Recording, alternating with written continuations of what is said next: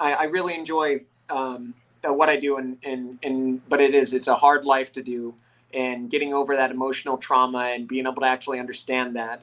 And it's been I'm really really thankful that I was able to help you through some hard times when you're going through it too, because I appreciate it's you. like there were some really hard times, and I'm really happy that my own experiences were able to help somebody else's.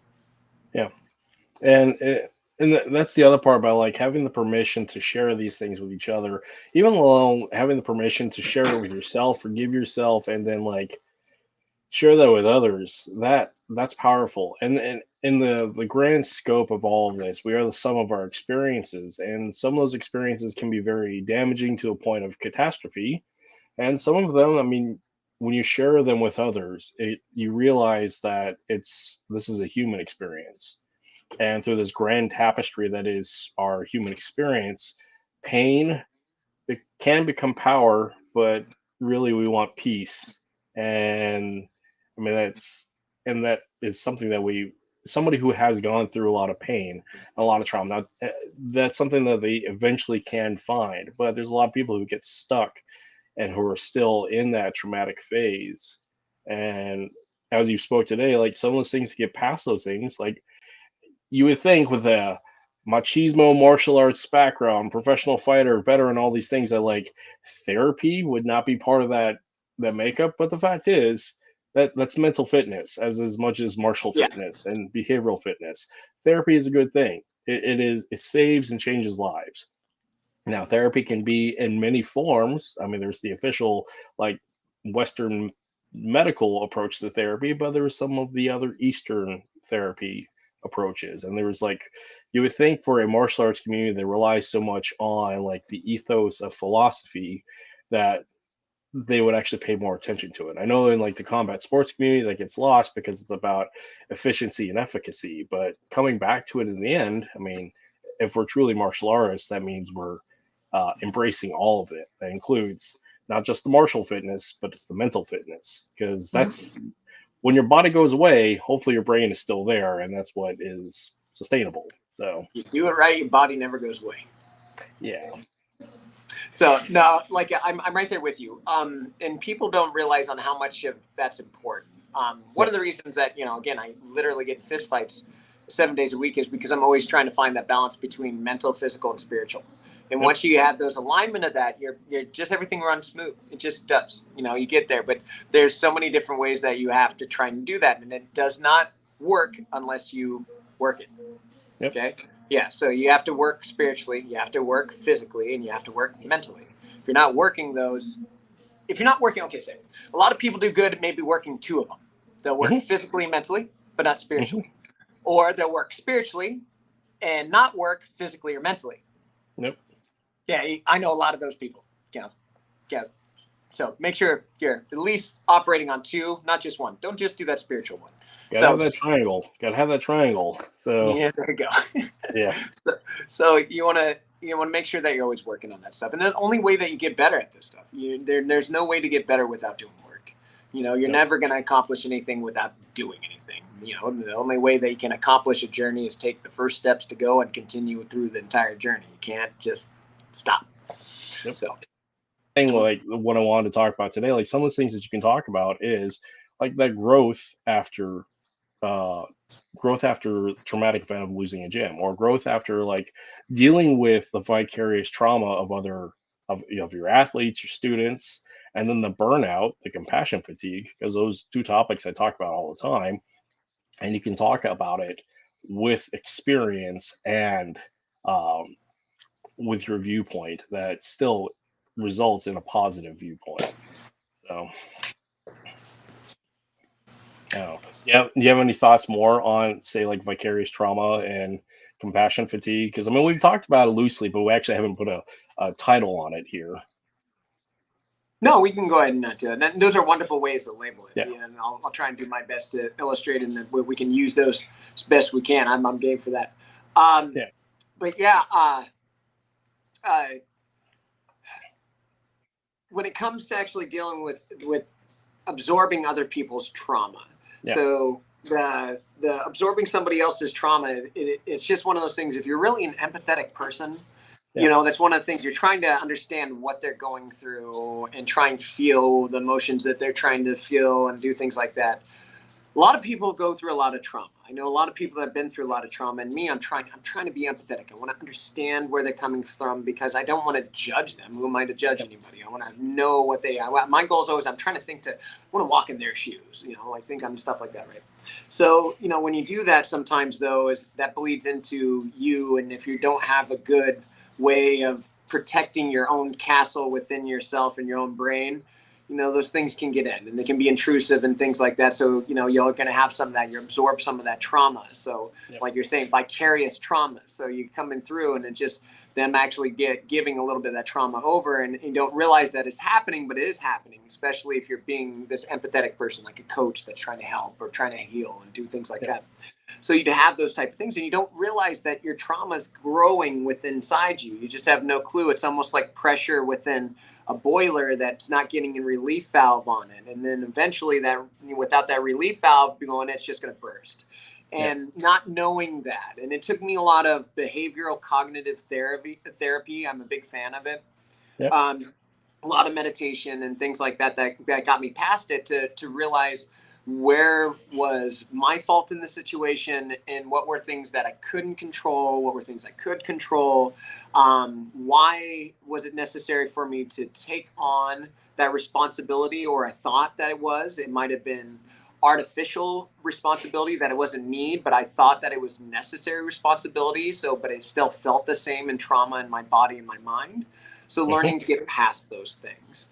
And then, you know, just with that, you know, like doing that created, and with me, it created chaos in my own brain. And from that chaos in my own brain, it created chaos in my entire life. And then in the chaos of my entire life, you know, my wife, you know, and we having issues, you know, not wanting to, like, not trying to find purpose in other different works and different things like that, you know, like feeling lost, having a huge void of not actually being who I was, you know, and that was one of the things. And it was completely lying to myself the whole time as I got away from that stuff and not knowing about how to recover from these things and understand this trauma and how I can progress past this and understand what it was that made this so important, you know, is I changed my life for the better. And, you know, the reason you were doing this as a coach is you were really enjoying the fact that you were helping people be better, helping people realize their potential because you were realizing your potential. So I had to do those things of why am I doing this? Find the why, you know, and things like that. So instead of thinking about before it was, I have this gym, I now have to have a reputation in the gym, reputation of my fighters, this, think I'm responsible of all these different things and not realizing it's not really my responsibility. You know, my responsibility is to give you information and make sure that I'm giving you the tools for you to potentially do the jobs that you're going to do later. And I want you to be able to do that job efficiently. I don't want you to sit there beating your head against the wall trying to get a job done. I want you to take that tool, learn how to use that tool, and then all you need to do is go bang and it's fixed. You know, when everybody else is like, I don't know, shit, I don't know how to fix it. You're like, I got this. That's the goal. You know, so it was just had to change perspective. There were so many different things about just understanding perspective and things like that. And there were so many things that I just, like, my brain was mixed up, man. It was just, it was crazy how it was. I couldn't explain it. But then that also got me into understanding more anatomy and biology, understanding the chemicals in the brain, understanding different things from the fascial system to storing trauma and muscles and all these different type of things. So I'm thankful for the trauma because, you know, without struggle, you don't find your strength. So whenever going into that, I'm really thankful for those things, but it was hard lessons. I mean, it was like still stuff that I'm still trying to, you know, keep working from and learn from those lessons. Cause sometimes those lessons just keep coming back until you learn them. But, you know, you find those things. And if you can, you then listen as much as you can, they give you those lessons to move on. But the trauma is one of those things, it's hardest thing to get rid of. And when I approached that trauma to get past that, so I could get back into training, was I had to work on myself mentally, and I really had to work with myself spiritually before I can even get to physically. So at the time, I'd go try and go train and do everything like that. I didn't care. I hated it. I hated something I loved.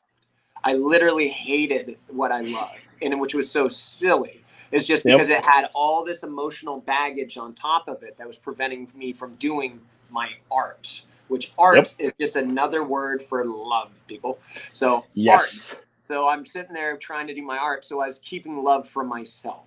So I need to stop keeping that love from myself. And then but I had all these preconceived notions that have already been created through trauma and other different things and other experiences. They're preventing me to see what the real base values of everything was. So once I found those, it made it really simple, and then also, I didn't need to be anything for anybody else other than be for myself. I just needed to be me. So, and that's where, again, the cave, come hang out with Coach Grizzly in the cave and then it's just hang out in the fucking cave. It's not about, I need to be a martial arts school and I have to have stripes and belts and stuff. There's nothing wrong with that. It's great to have that. I'm not talking about that. Yeah. Belts hold those pants up really well. When it comes down to put on there, it's like you want to find people you enjoy training with, and usually the belts just mean you've been training with those people a long time. And so that's what I had to find out. I had to know that you had to find the people that are worth working with, meaning for you. There's 6 billion people. You don't need to affect everybody. That's the same reason, like instead of a big generalized vague term like martial art turning fighting into a work of art, go into the cave, come hang out with Grizzly and do silly stupid shit. So that was it. Just knowing that I had to be more true to myself, and then being true to myself is understanding these things. I live my life now as a pauper, which is hard to make a living doing this stuff. Anybody that you think want to own a gym, don't. It's not. But the other thing about it is you get a lot of other currency other than just monetary things. The currency is the effect you have on others is way more important. And you got to realize, the service you have to others is your rent that you pay for heaven. Thank you, Muhammad Ali. So when you do this type of stuff, you want to develop a great community. I mean, like right now, I got guys out here sitting there got a full house and doing stuff while I'm sitting there talking to you, and they're probably sharing, having fun, doing some knowledge out there, doing silly shit. So it's finding a good place and atmosphere to do that. And what I want to do is just try and find them, because a lot of times people are so intimidated to go to places. I know I was. I mean, shit, like gave my experience. I can't believe I did that shit to think about it, going to that gym when I was 27 years old and shit like that. I can't believe I did that. But for most people, even coming into my gym where it's coming to see silly Jared is hard. And stuff like that. It's just they don't realize, because they don't give themselves the opportunity to allow themselves to shine or allow themselves to show more of their own potential. So trying to get to where they can. So, and that's trying to create an atmosphere where it's nice, friendly is such an important thing. So I'm so thankful for, again, we talk about our community. We have an amazing community. I've been some other places it's not, and even if we have these little rivalries, it's squash quick because it's stupid, because we want to get down to what it is. We want to have fun. We want to do martial arts. We want to have places like Salt as a Rock, Alaska Fighting Championship, Thursday Night Fights, Alaska's Combat Entertainment. We want all these different places to be able to go out and express and show the art and do things like that. But a lot of times people feel really intimidated to go in there and don't realize that this is such a peaceful way of living too. Yeah, it is. Like it's crazy that, great harm that you learn to inflict makes you more peaceful, but it's made me a more peaceful person. And that's what I like to share, is just keep working on that.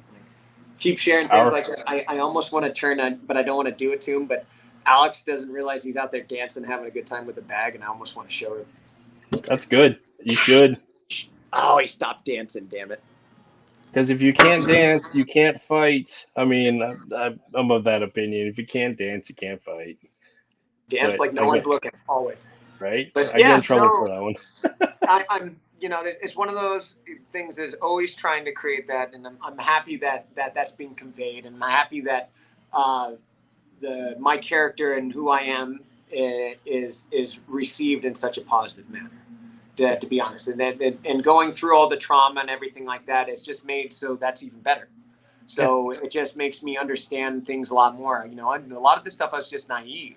27 years old, I shouldn't be training a person that's a national champion in boxing.